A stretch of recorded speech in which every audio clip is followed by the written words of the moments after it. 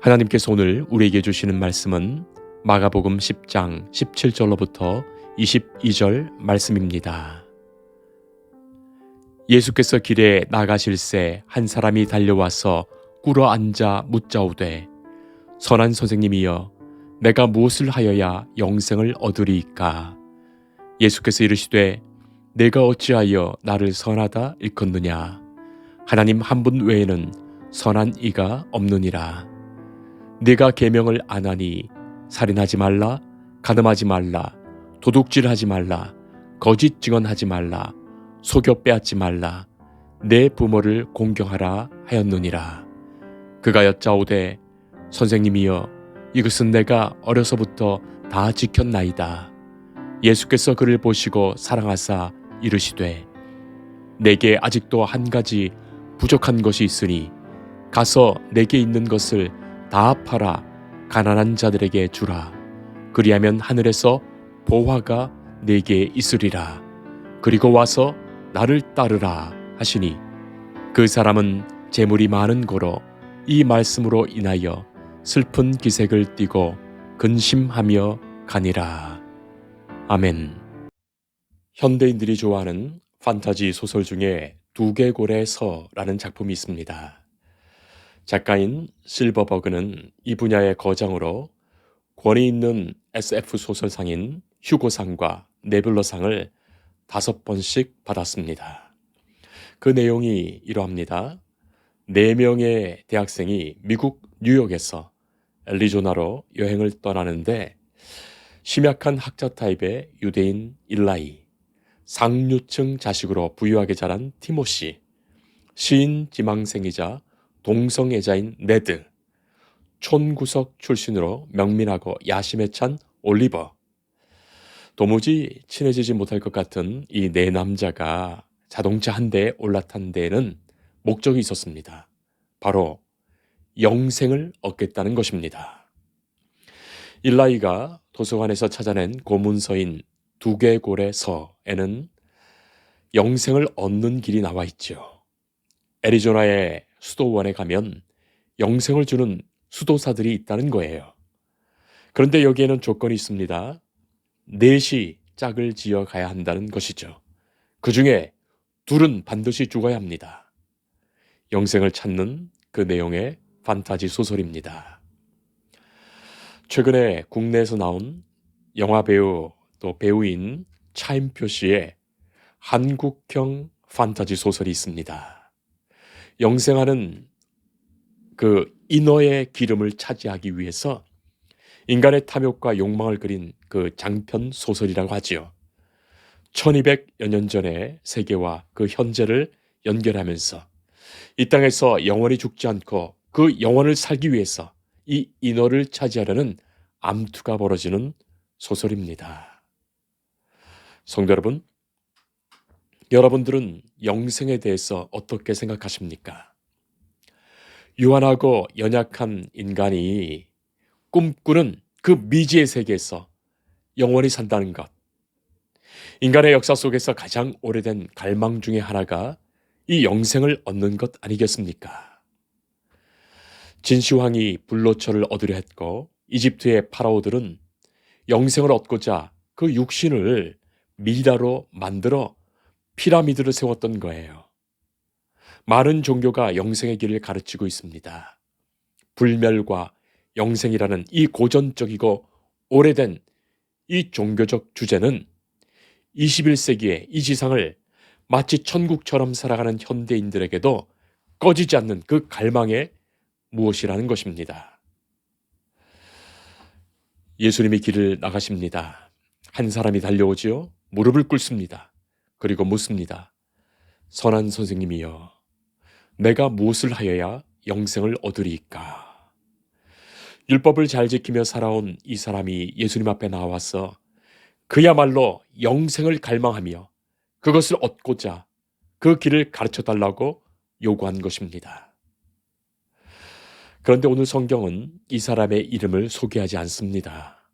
그가 분명히 예수님과 만남 이후에 교회의 성도가 되었더라면 많은 이들이 그를 잘 알고 있어서 그의 이름을 분명히 기록했을 것입니다.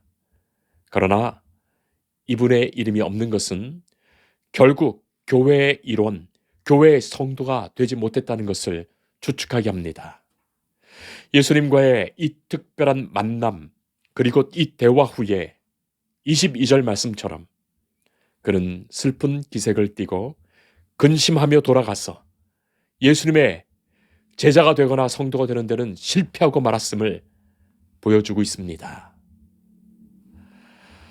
다른 복음서의 기록과는 달리 마가복음에서는 영생을 구하려 죽게 나온 이 사람이 주님 앞에 무릎을 꿇었습니다. 참으로 진지하며 겸손합니다.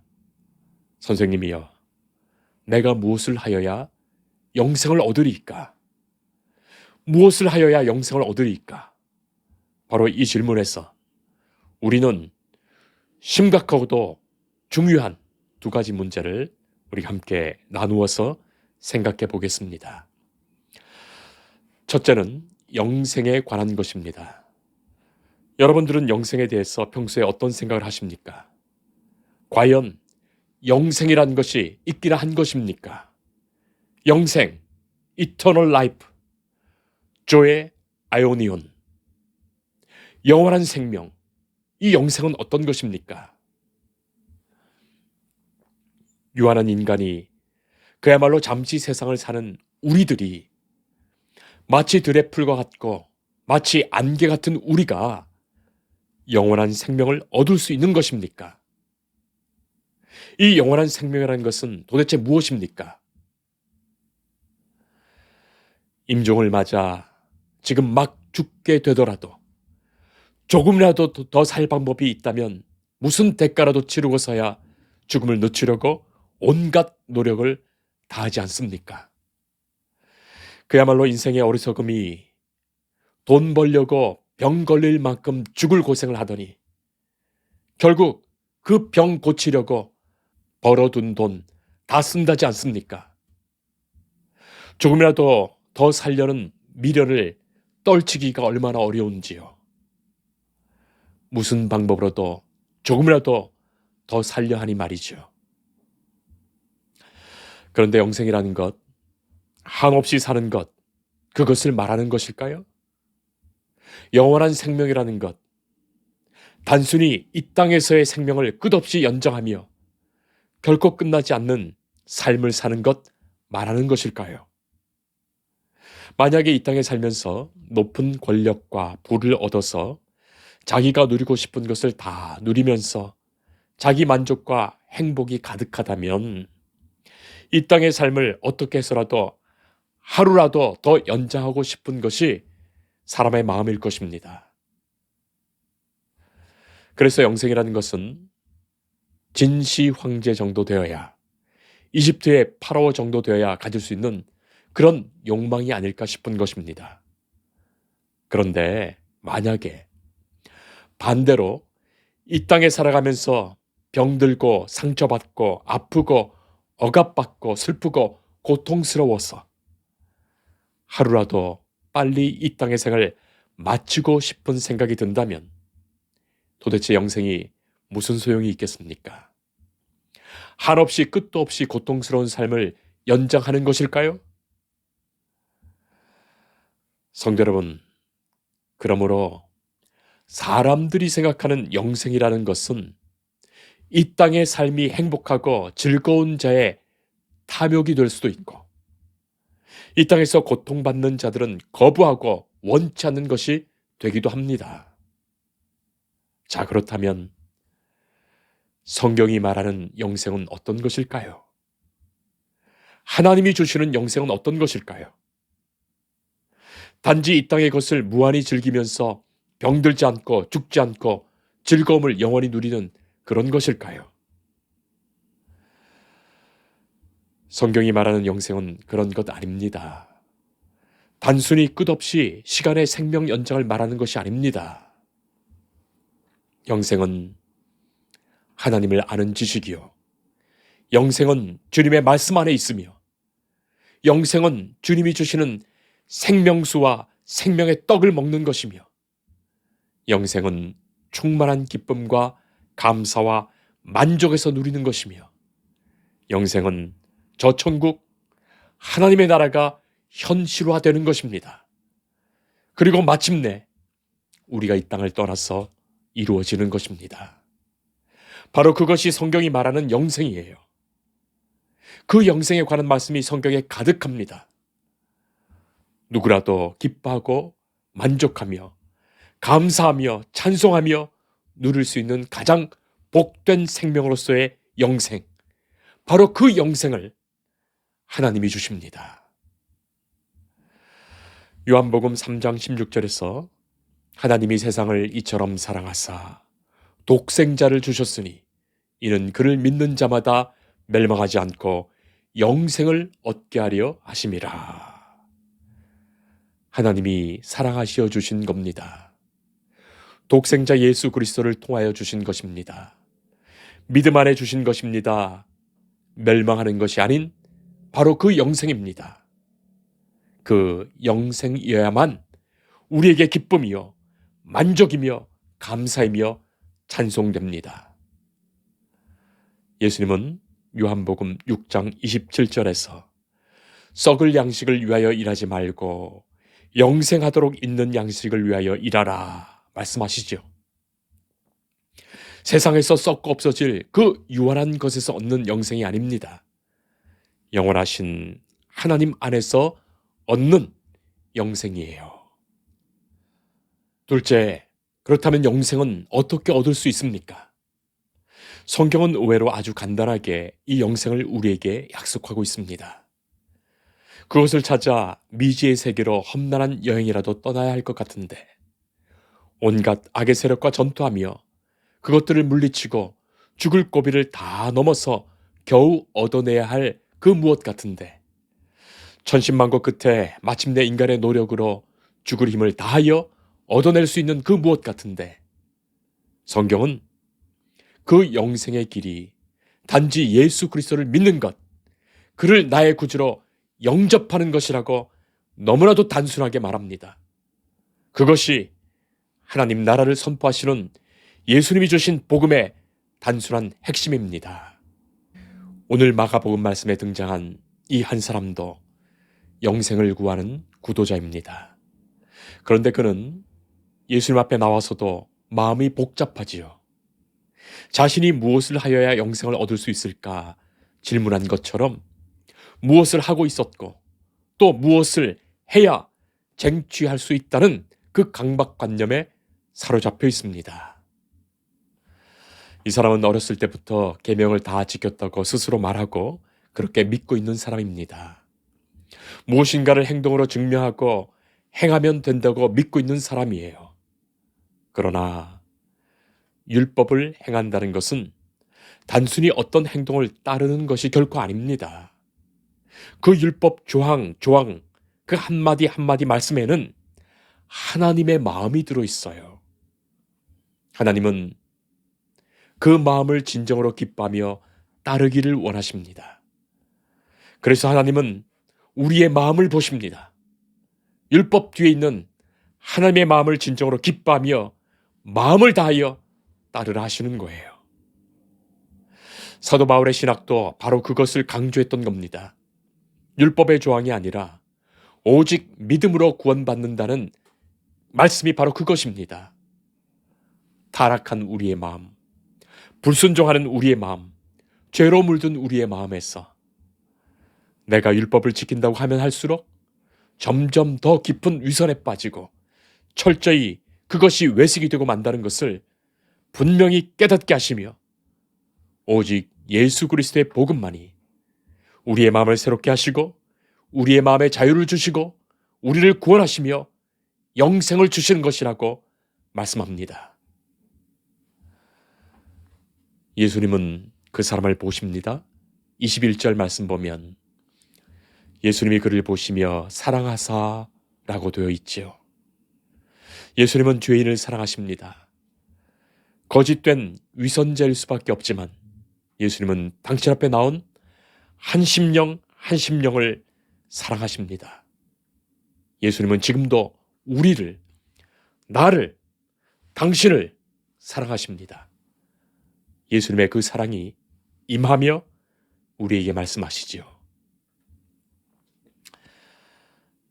내게 한 가지가 부족하다. 단 한 가지이다. 너 자신이 얼마나 행할 수 없는 존재인지 말하겠다.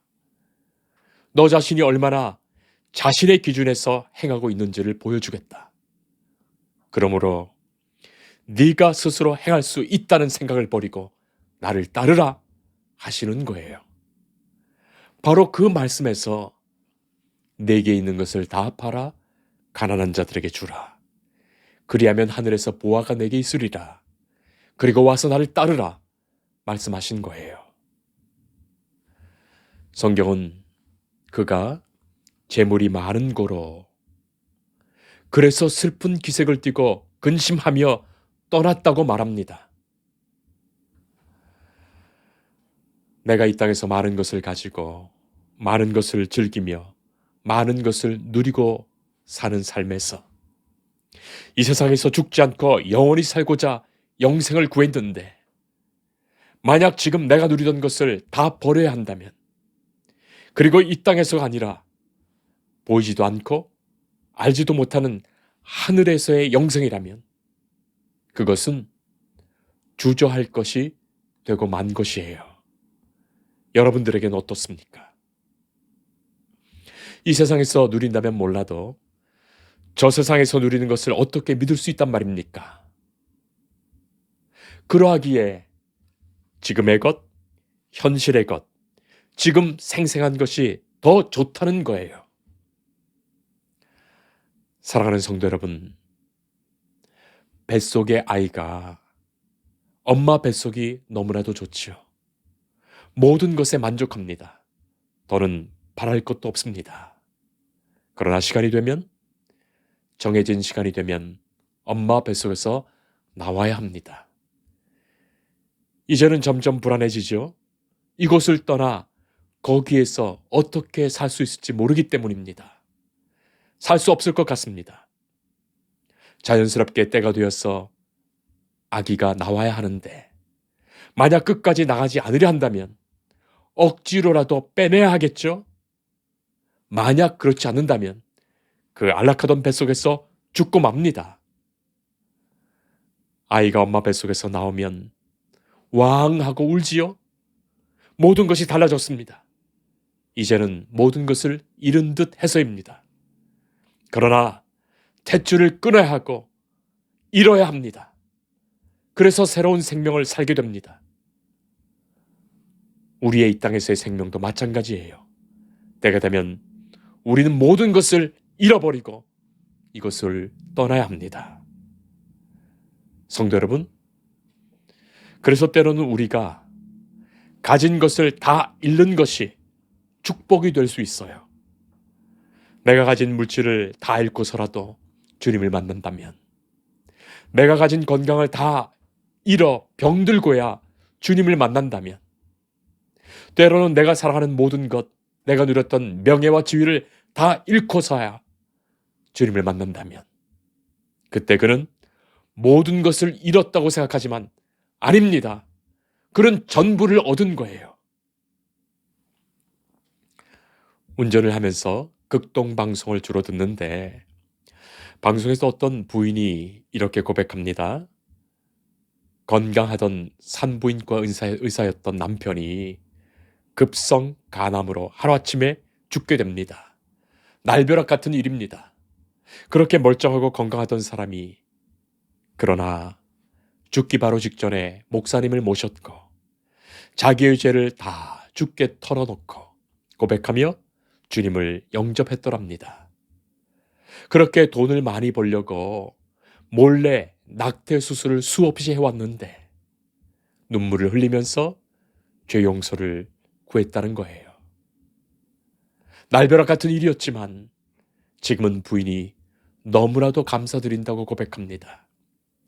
남편은 가장 귀하신 예수님을 영접했으니 모든 것을 잃었지만 전부를 얻었다고 고백합니다.